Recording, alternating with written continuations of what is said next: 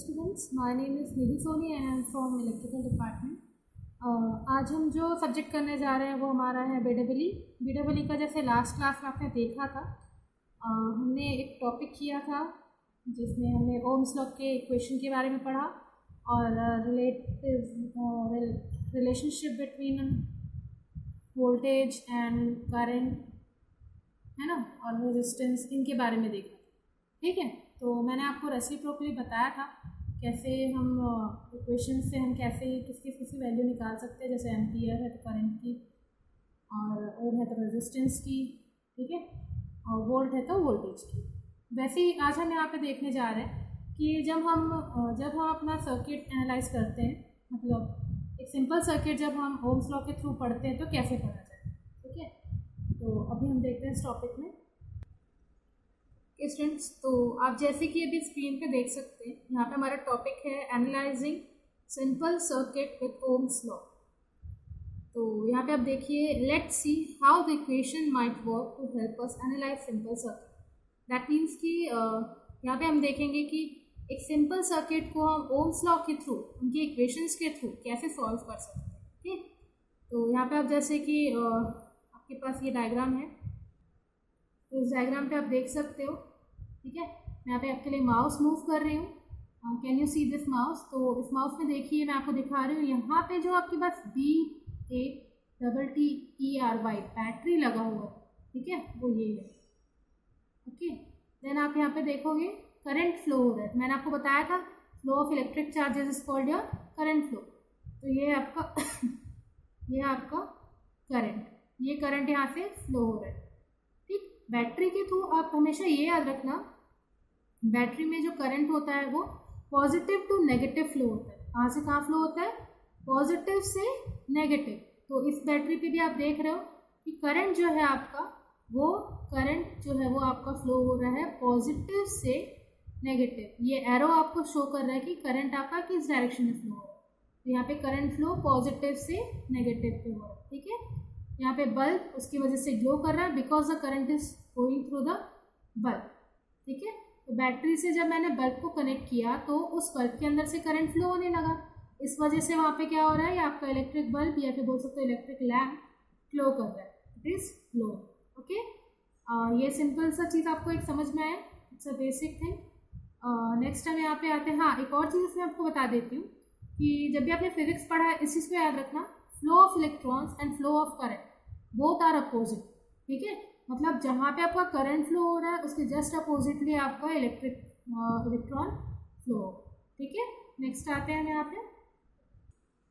Okay students, तो जैसे मैंने आपको अभी बताया, इस डायग्राम के थ्रू मैंने जो चीज़ बताई है वहाँ पे ये लिखा हुआ है, तो आप नीचे की लाइन पढ़ सकते हो।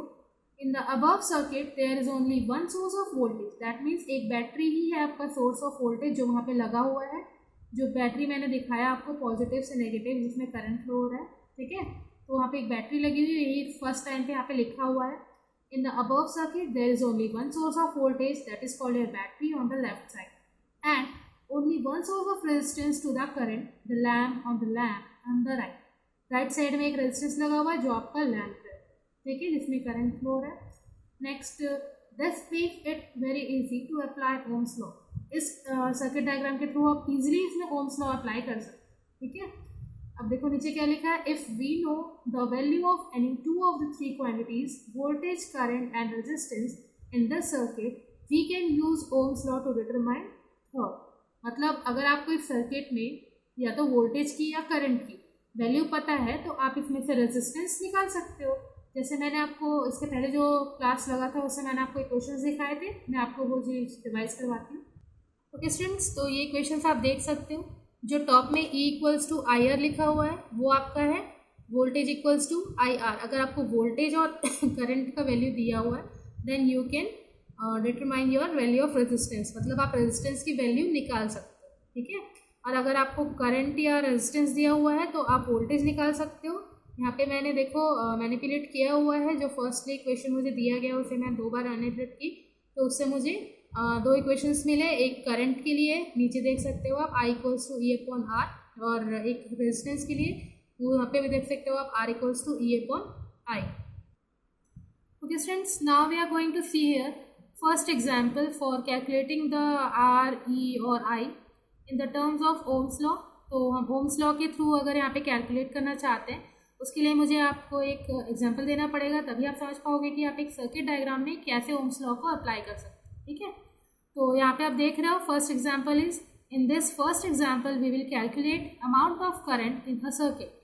दैट मीन्स कि आपको ये जो सर्किट दिया गया है, इस सर्किट में करंट की वैल्यू हमें निकालनी है। ठीक है, जैसे मैं आपको अभी माउस में मूव करके दिखा रही हूँ, आप इसे देख सकते हो, ये है आपका सर्किट। इस सर्किट में आपको क्या करना है, करंट, यानी ये वाली करंट आई की वैल्यू है मैंने दिखाई है, is equals to question mark, मतलब आपको यहाँ पे आई की वैल्यू यानी करंट की वैल्यू एम्पियर्स में निकालनी है। ठीक है, क्वेश्चन में बोला गया है आपको, in this first example we will calculate the amount of current I in the circuit given values of voltage and resistance. मतलब आपको यहाँ पे बैटरी का वैल्यू दिया है, वोल्टेज का, और आपको आर रेजिस्टेंस का वैल्यू दिया गया है। तो आप इस वोल्टेज और रेजिस्टेंस के थ्रू यहाँ पे क्या निकालोगे, आई का वैल्यू। ठीक है, यहाँ पे जो करंट फ्लो हो रहा है उसे हमें वोल्टेज और इस रेजिस्टेंस के थ्रू हमें निकालना है। तो हम कैसे निकालेंगे, हमको पता चला है अभी कि ओम्स लॉ में V equals to I R होता है, that means E equals to I R, दोनों सेम है, जहाँ पे E और V आपके वोल्टेज को रिप्रेजेंट कर रहे हैं। मतलब इस इक्वेशन में आपके पास दो वैल्यूज़ हैं। अभी मैं रिवाइंड करवाती हूँ आपको, अभी मैंने इक्वेशन बताया। ओके स्टूडेंट्स, तो ये आपका इक्वेशन, इस इक्वेशन पे आप उसे पुटअप करोगे, है ना, E equals to I R, that means आपको E दिया हुआ है, वोल्टेज का वैल्यू, बैटरी में जो वोल्टेज है वो E का वैल्यू है, R दिया हुआ है रेजिस्टेंस, जो आपके राइट साइड में लैंप लगा हुआ है उसमें जो आप रेजिस्टेंस की वैल्यू दी हुई है। नेक्स्ट आपके पास है करंट, यानी आपके पास सिर्फ करंट नहीं है, तो आप ये वाला इक्वेशन जो दिख रहा है आपको, third one is this equation, you can use this equation for determining the value of current. मतलब इसमें आप वैल्यू निकालने के लिए, करंट की वैल्यू निकालने के लिए आप इस इक्वेशन को यूज़ कर सकते हैं। ठीक है, ओके स्टूडेंट्स, तो इसके लिए हम आप आगे एक बार देखते हैं क्या करना है। ओके स्टूडेंट्स, आप स्क्रीन पर देख सकते हो, there is nothing, just we have to put up the values, that means कि हमें सिर्फ एक वैल्यू को पुटअप करना है। वहाँ पे I equals to E upon R दिया गया है, जिसमें हमें ई की वैल्यू दी गई है 12 वोल्ट एंड आर की वैल्यू दी गई है 3 ओम, तो हमने उसे पुटअप किया, देन इक्वल्स टू हमारे पास वैल्यू आई करंट की 4 ampere. Okay okay students, now we have the second question here, as you can see in the screen. आप स्क्रीन पे देख सकते हो कि हमारे पास सेकंड क्वेश्चन है। सेकंड क्वेश्चन में आपको लिखा गया है, in this second example we will calculate the amount of resistance R in the circuit and given values of E and I. That means in first equation we have the value of current. पहले question में हमारे पास current की value थी, and in this question we have the value of voltage and current. First question में हमारे पास current की value नहीं दी गई थी, बट इस क्वेश्चन में हमारे पास रेजिस्टेंस की वैल्यू नहीं दी गई है। तो सेम थिंग यहाँ पे आपके पास वोल्टेज है और करंट है, तो आप उसमें डायरेक्ट आर की वैल्यू लगा के निकाल सकते हो। ठीक है, नेक्स्ट हम यहाँ पे देखते हैं कैसे निकाला गया है। ये देख सकते हैं स्टूडेंट्स आप, यहाँ पे कुछ भी नहीं किया गया है। जो मैंने 3 इक्वेशन बताए थे उसमें थर्ड इक्वेशन था हमारे पास R equals to I upon E, उस इक्वेशन को यहाँ पे रखा गया है एंड जस्ट इसको सिंपली सॉल्व किया गया है। ठीक है, तो ये आपकी बेसिक है, बेसिक चीज़ें आप समझोगे तभी आप आगे क्वेश्चन बना पाओगे। तो ये हो गया V इक्वल्स टू E का वैल्यू दिया गया 36 वोल्ट, I का वैल्यू 4 एम्पियर, R का वैल्यू नहीं, तो हम इससे क्या करेंगे, R equals to E upon I का इक्वेशन था, उसमें we are going to put the values, that is E upon I, that is 36 volt upon 4 ampere. मैंने इट इज कैंसल आउट, मतलब आप इसे जब डिवाइड कर लोगे तो आपके पास बचेगा 9 वैल्यू, और रेजिस्टेंस की यूनिट होती है ओम, तो आप यहाँ पे क्या लिखोगे, 9 ओम। रेजिस्टेंस की वैल्यू कितनी है आपके पास, 9 ओम। स्टूडेंट्स, इस चीज़ को ध्यान रखिए कि आप जब भी कोई न्यूमेरिकल सॉल्व करते हो there will be a unit. ठीक है, हर एक वैल्यू चीज़ों का एक यूनिट होता है, तो आप जब भी किसी क्वांटिटी को निकालते हो, किसी भी चीज़ का वैल्यू निकालते हो, आप उसके साथ उसका यूनिट ज़रूर लिखिए। हाँ, अगर आपका दिया हुआ है कि it is a unit less, मतलब उसकी कोई यूनिट नहीं है, देन इट इज़ पॉसिबल, अगर आप वहाँ पे ना लिखोगे तो चलेगा। बट अगर हाँ, जैसे रेजिस्टेंस है उसकी यूनिट ओम होती है, करंट की यूनिट एम्पियर होती है, और आपके वोल्टेज की यूनिट वोल्ट होती है, तो वो सब अगर आप यहाँ पे नहीं लिखोगे तो आपके मार्क्स कट सकते हैं। तो आप लोग यहाँ पे अपना वैल्यू लिखिएगा, ठीक है, और यूनिट्स के साथ। तो आपके जो आंसर होगी वो magnitude plus unit, it is called your answer. Okay, तो आंसर में आप मैग्नीट्यूड और यूनिट दोनों। नेक्स्ट आते हैं हम यहाँ पे। Now students we are going to see our third example, that is तीसरा एग्जाम्पल है और we can say it last example for us. ये लास्ट एग्जाम्पल है हमारे पास अभी आज के लेक्चर में।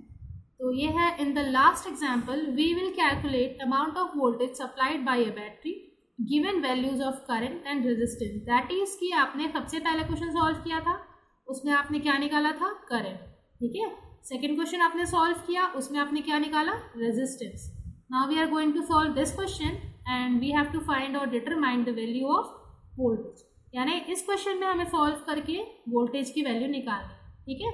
तो इस क्वेश्चन को आप रीड करेंगे ध्यान से 2 मिनट के लिए,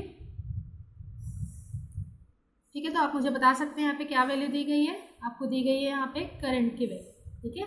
करंट की वैल्यू यानी आई की वैल्यू, आई यानी एम्पियर है ना, इसकी यूनिट क्या होती है, एम्पियर। नेक्स्ट आपको क्या दी गई है, रेजिस्टेंस। रेजिस्टेंस की वैल्यू आपको किस में मिली है, ओम में, ठीक है। तो ये हो गई ओम की वैल्यू। तो यहाँ पे आपको समझ आ गया question. Now we are going to see the diagram. Diagram आप देख सकते हो, आपको यहाँ पे क्या दिया गया है वो मैं आपको समझा देती हूँ, ठीक है।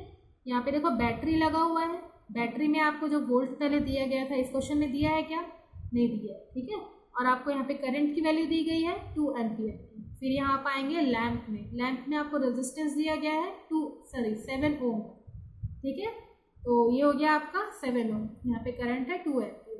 अब हम यहाँ पे क्या करेंगे, we are just going to put up the values, then only we can determine the value of volt, okay. तो हमारे पास अभी आना चाहिए यहाँ पे, okay students. Just see the solution, बिना बोले आप लोग खुद ही सॉल्व कर लोगे, मुझे कुछ बोलना नहीं पड़ेगा इसके लिए, ठीक है। तो आप यहाँ देख सकते हैं कि आपके पास वैल्यूज पूरी दी हुई है। Just we are going to put up the equation that is E equals to I, यानी आपके पास फॉर्मूला है यहाँ पे, आप सिर्फ पुटअप करोगे, वैल्यूज रखोगे, answer is in your hand, ठीक है। आई इंटू आर, तो आई की वैल्यू हमारे पास क्या है 2 एम्पियर एंड रेजिस्टेंस की वैल्यू क्या है 7 ओम। तो हमने वहाँ पे पुटअप किया, मल्टीप्लाई किया, then we have finded out the value of voltage that is 14 volt. आप यहाँ पे नीचे देख सकते हो, मैं बता रही हूँ आपको, जैसे कि यहाँ पे इक्वेशन दिया है E equals to I R, इसमें आप वैल्यू पुटअप करोगे, मल्टीप्लाई करोगे, आपको मिलेगा 14 वोल्ट का वोल्टेज, ठीक है। तो ये हो गया आपका आज का ये टॉपिक। नेक्स्ट अभी हमें देखते हैं यहाँ पे, ओके स्टूडेंट्स। तो आज का यहीं पे काम कंप्लीट होता है अपना टॉपिक का। ओम्स लॉ को हम कैसे एनालाइज करेंगे with through help of the electric circuit, ठीक है। डीसी सर्किट के थ्रू हम कैसे से फाइंड आउट करेंगे उसमें वैल्यूज़, वो हमने आज एक बेसिक नॉलेज देखा है। नेक्स्ट आपको ये एक रिव्यू है आज की क्लास का, जहाँ पे आप पढ़ सकते हो कि voltage is measured in volt. आपको मैंने पहले बताया था कि unit without unit the voltage element, the voltage current, they have no values, मतलब उनकी कोई वैल्यू नहीं है अगर आप उसमें उसकी यूनिट ना लिखें, है ना। तो आपने लिख दिया 3, what do you mean by 3 क्या होता है। आप जब तक उसमें वोल्ट नहीं लिखोगे मुझे पता कैसे चलेगा कि वोल्टेज है ना। तो वो आपको क्या हो जाएगा 3 volt. That means voltage is measured in volt, symbolized by the letter V और E। यानी आप उसे सिम्बलाइज कर सकते हो लेटर से, कैपिटल E से या कैपिटल V से, बट उसके यूनिट के साथ, ठीक है। The value of we can say any element, ठीक है, किसी भी एलिमेंट का वैल्यू जो होता है वो आपकी मैग्नीट्यूड प्लस यूनिट के साथ होता है, तो आपको उसको लिखना जरूरी है। तो फर्स्टली हमने वोल्टेज का वोल्ट देखा, जो कि आपका ई और वी से, कैपिटल ई और कैपिटल वी से डिनोट किया जाता है। नेक्स्ट आपने देखा यहाँ पे करंट जो है वो आपका एम्पियर में मेजर होता है, उसको हम सिंबलाइज करते हैं कैपिटल आई से। देन थर्ड पॉइंट आप यहाँ पे देख सकते हैं रेजिस्टेंस। रेजिस्टेंस जो होता है उसे भी हम क्या करते हैं ओम्स में, ओम्स उसका यूनिट होता है और उसे हम सिंबलाइज करते हैं कैपिटल आर से, ठीक है। तो यहाँ पे हमने आज ओम्स लॉ के बारे में पढ़ा है, ये है आपका Ohm's law. E equals to I R, I equals to E upon R और आपका R equals to E upon I, ठीक है। ये तीनों फॉर्मूले के थ्रू आप यहाँ पे करंट, वोल्टेज और रेजिस्टेंस निकाल सकते हैं, ओके स्टूडेंट्स। तो आज की हमारी क्लास यही कंप्लीट होती है। नेक्स्ट क्लास में मैं आती हूँ आपके पास नेक्स्ट टॉपिक में। तो नेक्स्ट टॉपिक रीड करने से पहले आप एक उसका बेसिक नॉलेज ले सकते हैं, अगर आप चाहें तो उसके बारे में एक बार रीड कर सकते हैं। द